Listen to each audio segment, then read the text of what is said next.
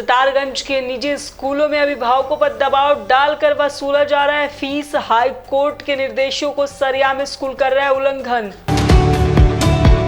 लक्सर में युवती के साथ दुष्कर्म और हत्या करने वाले आरोपियों को पुलिस ने किया गिरफ्तार। वरिष्ठ पुलिस अधीक्षक ने एक प्रेस कॉन्फ्रेंस कर किया खुलासा। विकासनगर में किसान झेल रहे सूखे की मार। किसानों की मटर की खेती सूखे से पूरी तरह हो गई है बर्बाद।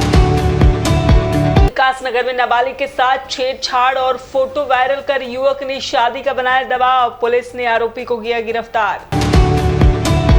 नमस्कार, मैं दिव्या तिवारी, स्वागत है आपका। आप अभी तक में बुलेटिन की शुरुआत करेंगे उत्तराखंड की खबरों से। सितारगंज के निजी स्कूलों में अभिभावकों पर दबाव डालकर फीस वसूला जा रहा है। बता दें कि हाई कोर्ट के निर्देशों का स्कूल सरेआम उल्लंघन कर रहा है। आपको बता दें कि हाई कोर्ट ने निर्देश दिया था कि फीस को लेकर किसी भी अभिभावक पर स्कूल दबाव नहीं डाल सकता, लेकिन हाई कोर्ट के निर्देशों को ताक पर रखकर अभिभावकों से स्कूल जबरन फीस वसूल रहा है। आज इसी को लेकर जनहित कल्याण समिति के अध्यक्ष सलीम रिजवी के नेतृत्व में दर्जनों अभिभावकों ने जिला शिक्षा अधिकारी के नाम का ज्ञापन उप जिला अधिकारी को सौंपा है। सबको ज्ञापन देने आए हैं कि जो निजी स्कूल हैं वो मनमर्जियाँ कर रहे हैं। देखिए, देश के अंदर बड़े बड़े उद्योगपतियों के कर्जे माफ़ किए जा रहे हैं, लेकिन गरीबों के बच्चे जो स्कूलों में पढ़ रहे हैं, जिनकी थोड़ी थोड़ी फीसें हैं, लॉकडाउन के अंदर आप फॉरेन कंट्रियों के अंदर देखिए, फॉरेन कंट्रियों ने इतनी हेल्प की है अपने देश के वासियों की, लेकिन एक भारत देश जो 3 महीने की फ़ीस माफ़ करने के लिए सरकार के ऊपर बहुत बड़ा बोझ पड़ा हुआ है। जबकि हाई कोर्ट का आदेश है उच्च न्यायालय का कि स्कूलों की 3 महीने की जो फीस माफ़ की जाए, उसके बावजूद भी आज स्कूल जो है गरीबों के ऊपर जोर बना रहे हैं और जबरन फीस वसूली कर रहे हैं। तो इस चीज़ को लेकर हमने आज शासन से ये अपील की है कि स्कूलों के ऊपर जितनी सख्ताई हो सके करें और गरीबों को इंसाफ दिलवाएं। लक्सर के खानपुर थाना क्षेत्र में युवती के साथ दुष्कर्म और हत्या करने वाले आरोपियों को पुलिस ने गिरफ्तार कर लिया है। वरिष्ठ पुलिस अधीक्षक ने एक प्रेस कॉन्फ्रेंस कर घटना का खुलासा करते हुए बताया, आरोपी हरेंद्र रिश्ते में युवती का भाई लगता था। युवती अपने खेत में चारा लेने गई थी। उसी दिन हरेंद्र भी अपने खेत में चारा लेने गया था। मृतक युवती ने अपना चारा उठाने के लिए उससे मदद मांगी। उसी समय आरोपी हरेंद्र ने उसके साथ दुष्कर्म किया और अपनी पहचान छुपाने के लिए उसकी हत्या कर दी। सुबह लगभग 8 बजे हमारा कानपुर थाने में सूचना मिली थी कि चंदपुरी गांव का श्री ओम प्रकाश है, उन्होंने बताया था कि उनका पुत्री जो है 30 मार्च को जो है अपने खेत में चारा काटने के लिए गई हुई थी, वो वापस नहीं लौटी थी। हम लोग रात भर ढूंढते रहे। आज सुबह उनका डेड बॉडी जो है उस खेत का पास ही जो है मिलाया करके तत्काल रूप से हम सब मौके पर पहुंचे और सारे सबूत वगैरह इकट्ठे किए, पूछताछ किए। इसमें जो है उसी दिन ही जो है उनका तहरीर के आधार पर हम धारा 302 IPC में जो है अज्ञात का विरुद्ध जो है हमने मुकदमा कायम करी थी और इस पर जो आज हमें सफलता मिली। इसमें जो अभियुक्त तो जो है हरेंद्र है, ये इनका रिश्तेदारी में भी भाई लगता है। इनका द्वारा इस घटना का अंजाम दी गई है। इसका कारण ये है कि ये जब 30 तारीख का जो है ये भी खेत में गया हुआ था। ये होली का दिन में जो शराब सेवन किया उसका नशे में था। तो जब ये लड़की ने इनसे मदद मांगी अपना चारा को सिर में रखने के लिए, तब इनका एक गलत नीयत इनका मन पर पैदा हुआ है।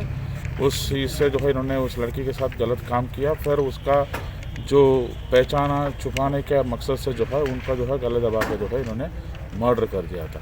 आज इनको हमने गिरफ्तार कर लिया है। बाकी हमने जो है जो साइंटिफिक एविडेंसेस जो भी कलेक्ट करके हमारा विधि विज्ञान प्रयोगशाला को भेजकर जो है आगे की कार्रवाई हम कर रहे हैं। सर, पुलिस टीम को क्या? वहीं अगली खबर में बात करेंगे विकासनगर की। तो विकासनगर में किसान सूखे की मार झेल रहे हैं। किसानों की मटर की खेती सूखे से पूरी तरह बर्बाद हो गई है। कई किसान शासन प्रशासन से मुआवजे की आस लगा रहे हैं। किसानों ने बताया कि जिस खेत में 40 से 50 बोरी मटर होती थी, वहां इस सूखे के कारण 5 बोरी भी मटर नहीं हुई है। वहीं कई किसानों ने बताया कि लोन लेकर मटर की बुआई की थी, अब वो लोन कैसे चुकाएंगे। मैं ग्राम बुरासवा से हूँ और मैं एक किसान हूँ और मेरी तरह यहाँ लाखों किसान ऐसे हैं। देखिए आप जो है मटर जो इस सीज़न में हुआ ही नहीं है, ये बारिश ना होने के कारण मौसम की मार इतनी हो गई कि सारे मटर सूख गया है। जिस खेत में 30 से 40 बोरियां जो है निकलते थे, इस खेत में जो 4 और 5 के एवरेज में निकल रहा है। और सभी जो क्षेत्र के मेरे ग्रामवासी हैं वो सभी परेशान हैं किसानों को सरकार द्वारा केसीसी भी प्रदान की गई थी, लेकिन इस वर्ष जो है लोग कैसे इसका भुगतान करेंगे, बड़ी समस्या में हैं किसान लोग। मेरी सरकार से गुहार है, कृपया करके सूखे को देखते हुए इस वर्ष जो है किसानों के लिए कोई कंपनसेशन की व्यवस्था की जाए। धन्यवाद। ग्राम बुरासवा तहसील चक्राता का निवासी हूँ। इस बार मटर की खेती बिल्कुल ही ख़त्म होगी। 10,000 का बीज लगा के ये ख़त्म सूख गया, जिसमें कम से कम 50,000 का मटर होना था, उसमें 5,000 का मटर भी नहीं हो रहा। और मेरी सरकार से विनती है कि जो हमने कर्जा या कुछ भी लोन लिया है उसमें थोड़ा हमें छूट दी जाए और इसका फसल का कुछ हमें मुआवजा मिल जाए। वहीं अगले खबर में बात करें विकास नगर की। विकास नगर के चौकी डाक पत्थर में एक नाबालिग के साथ छेड़छाड़ और फोटो वायरल कर शादी के लिए दबाव डालने का मामला सामने आया है। वहीं पीड़ित नाबालिग की मां की तहरीर पर पुलिस ने आरोपी के खिलाफ पोक्सो एक्ट के तहत मुकदमा दर्ज कर आरोपी को गिरफ्तार कर लिया है। सर, चौकी क्षेत्र डाकपत्थर के अंतर्गत एक छेड़खानी का मामला दर्ज हुआ है। सर, क्या है पूरा मामला?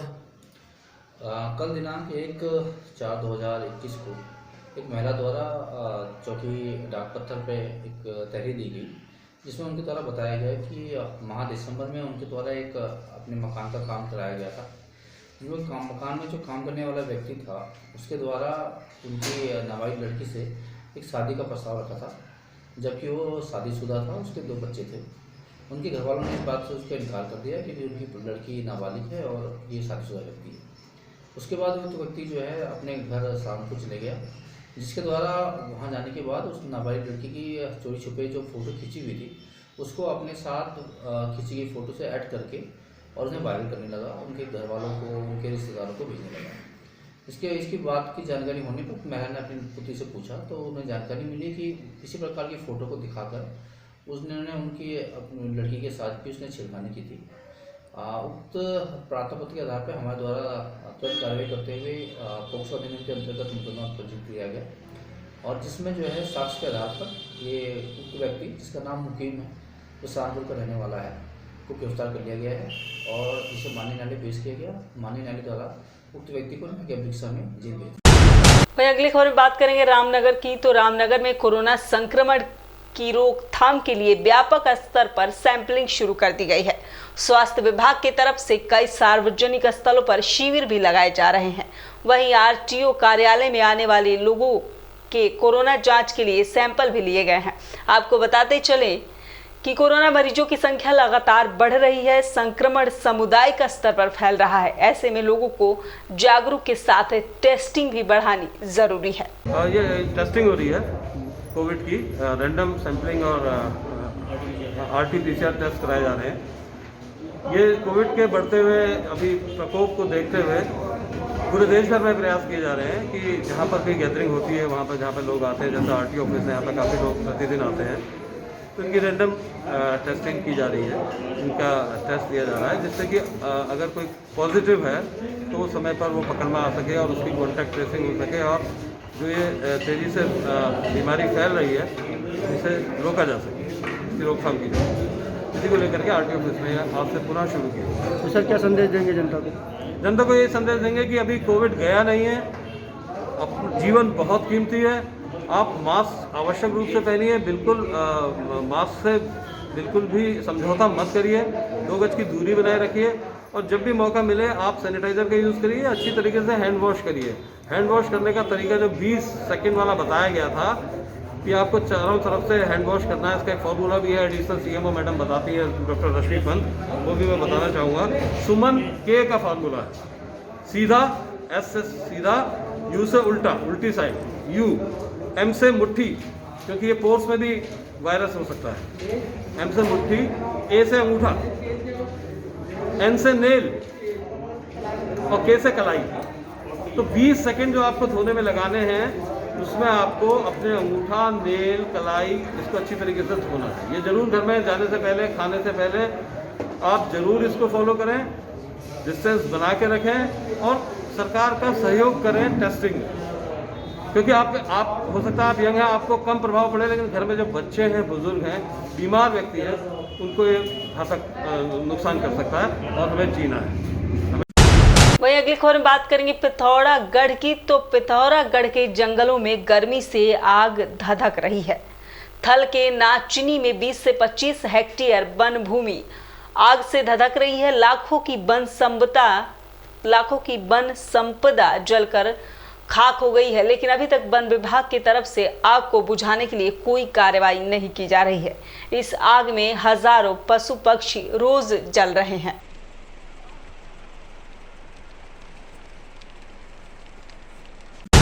उत्तराखंड में एक बार फिर कोविड-19 अपना पैर पसार रहा है। उधर हरिद्वार में महाकुंभ की शुरुआत भी जोरों पर है। आज लक्सर खानपुर के बॉर्डर पर पहुंचे एसएसपी देहात प्रमेंद्र डोभाल ने बॉर्डर का निरीक्षण किया। वहीं उन्होंने जानकारी देते हुए बताया कि 1 अप्रैल से हरिद्वार में कुंभ मेले की शुरुआत हो चुकी है। महाकुंभ मेले के दौरान उत्तराखंड के सभी बॉर्डर पर भारी पुलिस बल तैनात है। उत्तर प्रदेश, दिल्ली, हरियाणा की तरफ से आने वाले श्रद्धालुओं से खानपुर बॉर्डर पर उनकी कोविड-19 की नेगेटिव रिपोर्ट भी चेक की जा रही है। जिन श्रद्धालुओं के पास कोविड-19 की रिपोर्ट है, केवल उन्हीं को हरिद्वार कुंभ मेले में आने की इजाज़त मिलेगी। उसमें खानपुर एक बहुत अहम बॉर्डर पॉइंट्स है, जहाँ से जितने भी श्रद्धालु हैं और जो कुंभ में स्नान के लिए आएंगे, फलौदा से जब डाइवर्जन स्टार्ट होगा तो ये एक बहुत इंपॉर्टेंट पॉइंट होगा। इसके लिए जो चिकित्सा विभाग है, उनकी मदद के लिए जो पुलिस, हम किस तरीके से व्यवस्थाएं बना सकते हैं और किस तरीके से व्यवस्था को दुरुस्त की जा सकता है, उसके लिए हम लोग यहाँ पर एक बार आके विजिट था हम लोगों का, कि उसे देखने के लिए। तो उत्तराखंड की खास खबरों में फिलहाल इतना ही। फिर आपसे मुलाकात होगी कुछ नई ताज़ी खबरों के साथ। तब तक के लिए नमस्कार।